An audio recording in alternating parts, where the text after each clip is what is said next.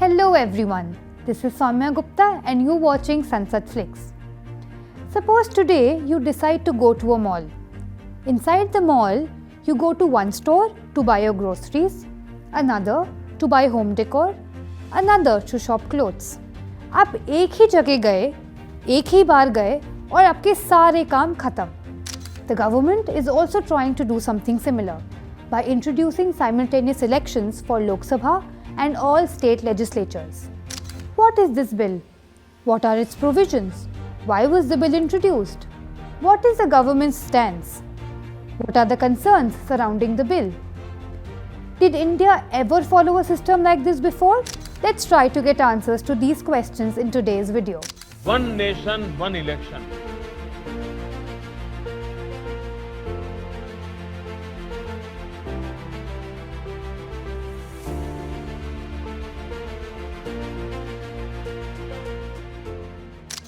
Every session of the parliament witnesses at least one historic bill being introduced, which attempts to overhaul the existing structure of the political system of India, and thus causes ruckus in the House. The winter session of 2024 saw the introduction of one such bill, the 129th Constitutional Amendment Bill 2024, popularly called the One Nation, One Election Bill. A consequential bill, the Union Territories Law Amendment Bill 2024, was also introduced. This is just to amend relevant acts of Union Territories of Jammu and Kashmir, Puducherry, and the National Capital Territory of Delhi, because Union Territories have a different administrative machinery from the states. What is the One Nation, One Election Bill? One Nation, One Election Bill, or the 129th Constitutional Amendment Bill, seeks to introduce simultaneous elections in the Lok Sabha and all state legislative assemblies. अभी के लिए local bodies के elections को इस bill के provisions में नहीं include किया गया है. इसका मतलब लोकसभा इलेक्शंस और सारे स्टेट्स के विधानसभा इलेक्शंस एक साथ कंडक्ट किए जाएंगे. 5 साल में एक ही बार इलेक्शंस होंगे, एक ही बार नारेबाजी होगी, एक ही बार पॉलिटिकल पार्टीज वोट मांगने के लिए कैंपेनिंग करेंगी और एक ही बार मैं और आप पोलिंग बूथ पे ऐसे फोटो खिंचवाएंगे. सितंबर 2023 में फॉर्मर प्रेसिडेंट रामनाथ कोविंद के चेयरपर्सनशिप के अंडर एक हाई लेवल कमेटी फॉर्म करी गई थी. The bill is based on the recommendations of this committee. Now this committee was accused of having members who supported the idea of one nation one poll. The terms of reference also talked about how to introduce simultaneous polls and not whether to introduce simultaneous polls. The sole opposition voice, former MP Adhiranjan Chaudhary, did not accept the membership of the panel, citing similar concerns. What are the provisions of the bill? The bill will add a new provision, Article 82A in the Constitution. It will also amend Article 83, Article 172 and Article 327. Let's try to understand each of these amendments one by one. According to the bill, the President will issue a public notification on the first sitting of a newly elected Lok Sabha calling for simultaneous elections. For example, the next Lok Sabha election will happen in 2029. On the first sitting of the newly elected Lok Sabha, the President can issue a public notification calling for simultaneous elections. This date will be called as the appointed date. The tenure of 5 years will be counted from this date. This means that simultaneous elections will most likely begin from 2034. जिन भी state legislative assemblies के election इस appointed date यानी 2029 के बाद होंगे, उनको 5 साल से पहले ही डिसॉल्व कर दिया जाएगा ताकि साइमल्टेनियस इलेक्शंस का प्रोसेस चालू हो सके. The bill seeks to amend article 83 which lays down the duration of the House of the Parliament. Lok Sabha has a tenure of 5 years. If the Lok Sabha is dissolved before the expiry of its full term, mid-term elections will be held to elect a new House. But here is the catch. The House will hold office only for the unexpired term and not for the full 5 years.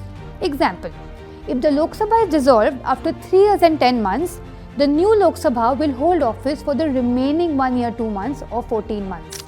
A similar amendment will be done in Article 172, which lays down the duration of the state legislative assemblies. This is one of the major concerns raised by the opposition voice. where the term of the Vidhan Sabha will be curtailed to synchronize with the Lok Sabha tenure. The bill also seeks to amend Article 327, which lays down the power of Parliament to make laws with respect to elections to legislatures. It will just add the term simultaneous elections in the existing provision. इस bill के तहत election commission को एक special power दिया गया है। अगर election commission को लगता है कि किसी भी स्टेट की विधानसभा इलेक्शंस को कोई भी वजह से कंडक्ट नहीं करवाया जा सकता है, तो वो स्टेट इलेक्शंस को लेटर डेट के लिए स्केड्यूल कर सकते हैं। But here also the term will end when the Lok Sabha will complete its full term. Now a question comes to my mind, what is required for the bill to get passed in the parliament? क्या simple majority से ये bill pass हो सकता है या कोई special majority चाहिए होगी? The bill will require a special majority in both the houses, the Lok सभा एंड द राज्य सभा। अंडर आर्टिकल 368 स्पेशल मेजॉरिटी के लिए दो कंडीशंस को सेटिस्फाई करना जरूरी है। पहला, जितने भी मेंबर्स प्रेजेंट हैं और वोट कर रहे हैं उनमें से 2/3 मेजॉरिटी को इस बिल के फेवर में वोट करना होगा।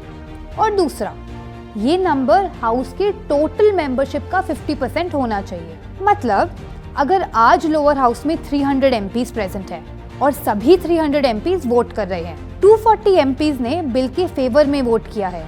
ये 2/3 majority of MPs present and voting यानी 200 वोट से ज्यादा है। But 50% majority of total membership of the house यानी 543 के हाफ 272 से कम है, तो बिल पास नहीं होगा। While the bill was in the introductory stage, division vote was demanded by the opposition bloc. It showed that 263 MPs voted for and 198 voted against to introduce the bill. After seeing this, the opposition declared the defeat of the government, since it was not even able to garner 2/3 majority in the introduction stage itself. The Kovind panel had recommended simultaneous elections to local bodies as well. However, the bill has left it out. That would have required the ratification by at least half of the state legislatures in the country. India एक successful democracy की तरह हर 5 साल में लोकसभा और विधानसभा elections conduct करती है। अब चाहे आगे पीछे ही क्यों ना हो, बट रेगुलर इलेक्शंस कंडक्ट किए जाते हैं। Then why was the bill introduced? What is the government's stance? The concept of simultaneous elections is not new to India. The first general elections to the Lok Sabha and state assemblies were held together in 1951 and 52. This continued in 1957, 62 and 67. However, a few state assemblies were dissolved in 1968 and 69 before completing their full term. In 1970, Indira Gandhi, who was running a minority government, decided to dissolve the Lok Sabha and called for early elections, 15 months ahead of the schedule. This was the first time that Lok Sabha was dissolved before completing its full term. Then again in 1977, the Lok Sabha tenure was extended due to the declaration of emergency in 1975. This led to the decoupling of Lok Sabha and state legislatures elections. In 2024, only 4 states had their elections along with the general elections of the Lok Sabha: Andhra Pradesh, Arunachal Pradesh, Sikkim and Orissa. If India had a system with simultaneous elections, and if there are so many merits to reintroduce it, then why is the opposition demanding withdrawal of the bill? What are the concerns raised by them? The bills which have been moved by the Honourable Minister of Law and Justice absolutely assault the basic structure of the Constitution and are beyond the legislative competence of this House, and therefore they need to be opposed ab initio, and the introduction of those bills have to be stopped. How is it possible under our constitutional scheme that the tenures of the state legislatures can be made subject to the tenure of the national legislature? That is completely an antithesis of the constitutional scheme. India is a union of states. Article 1 of the Constitution states that India is a union of states and not vice versa. And so therefore, this excessive centralism, which is sought to be brought into existence by this bill, absolutely militates against the constitutional scheme in its essence, in its entirety and in its very object. इस सबसे पहले 82(5) में चुनाव आयोग को जो यहाँ पे ताकत दी गई है कि चुनाव आयोग आज राष्ट्रपति को अपना एक निर्णय दे सकते हैं कि कब निर्वाचन हो सकता है। ये कभी भी इससे पहले चुनाव आयोग की ऐसी ताकत भारत के संविधान के निर्माताओं ने नहीं बनाया है। अगर काउंसिल ऑफ मिनिस्टर्स की एडवाइस लेते हैं 74 जो article 74 of constitution of India में है, या वो article 356 of constitution of India, वो सिर्फ गवर्नर के रिकमेंडेशन पे ले सकते हैं। 356 गवर्नर के रिकमेंडेशन पे या 74 के अनुसार काउंसिल ऑफ मिनिस्टर्स के रिकमेंडेशन में। ये पहली बार ये एक ऐसा कानून लाए हैं कि राष्ट्रपति अब चुनाव आयोग के भी रिकमेंडेशन पर एक निर्णय ले सकते हैं। ये पूरी तरीके से इसका विरोध करते हैं। ये एक गलत नीति आयोग के रिपोर्ट के आधार पर ये कहना चाहते हैं कि 5 ईयर टर्म अनिवार्य नहीं है। 5 ईयर टर्म अनिवार्य है, ये नीति आयोग के रिपोर्ट में नहीं जाए। नीति आयोग कोई संवैधानिक कोई बॉडी नहीं है जो इस प्रकार का ये परामर्श दे पाए। Sir, this bill violates the right to democratic self-government, which is part of Article 1419. And if a legislative assembly is dissolved, sir, and midterm elections are conducted, the tenure of that assembly will not be for 5 years, sir. This in itself is a violation of parliamentary democracy, which envisages a tenured legislature. This bill indirectly introduced a presidential style of democracy. This bill is based on maximizing political gain and convenience. This bill will finish off regional parties. This bill is only brought in to massage the ego of the supreme leader. Thank you, sir. I oppose this bill. Now let's do a quick sneak peek on what the government is saying about the need of the bill. समय ये विषय आया कि article 368 का ये उल्लंघन करता है। माननीय अध्यक्ष जी, आर्टिकल 368 संविधान में जो संशोधन करने की प्रक्रिया है उसके बारे में बताता है और संसद को शक्ति देता है। तो ऐसा तो है नहीं कि 368 संविधान में ही लिखा हुआ है।